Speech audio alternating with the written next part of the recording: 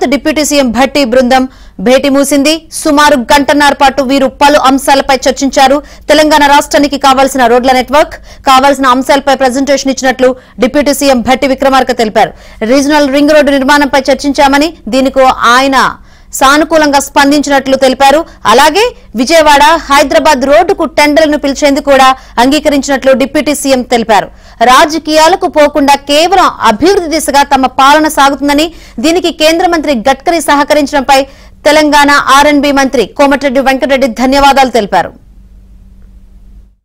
ఈరోజు తెలంగాణ రాష్ట్రానికి కావాల్సిన రోడ్ల నెట్వర్క్ గురించి, ఎక్కడెక్కడ ఏ రోడ్లు పెండింగ్ ఉన్నాయో వాటికి కావాల్సిన శాంక్షన్స్ నిధులతో సహా ఇవ్వాలని చెప్పి ప్రాపర్ గా ప్రెజెంటేషన్ ఇవ్వడం జరిగింది.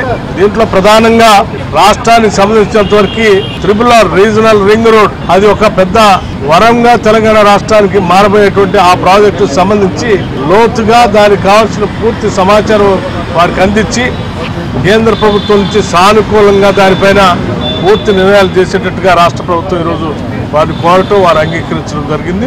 నేను చాలా సంతోషిస్తూ ఉన్నాం.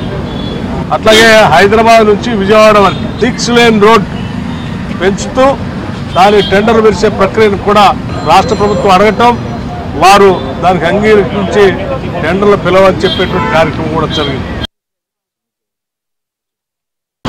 ఈరోజు ఇంత సమయం ఇచ్చిన గడ్కరీ గారికి ఆర్ఎండ్బి శాఖ మంత్రిగా, అలాగే మాకు రాష్ట్ర ప్రభుత్వం తరఫున వారి కృతజ్ఞతలు తెలుసుకుంటూ, మాకు దేశజాలు పోకుండా పార్టీల రాజకీయాలు పక్కన పెట్టి ఎన్నికలు అయిపోయింది.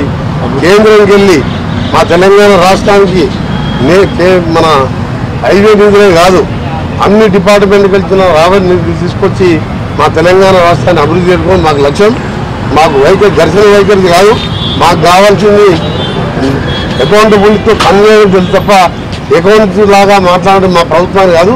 మేము అందుకే ఈరోజు ఇంతమంది మినిస్టర్లం ఇన్ని రోడ్స్ మీద దాదాపు ఒక క్లారిటీ వచ్చింది.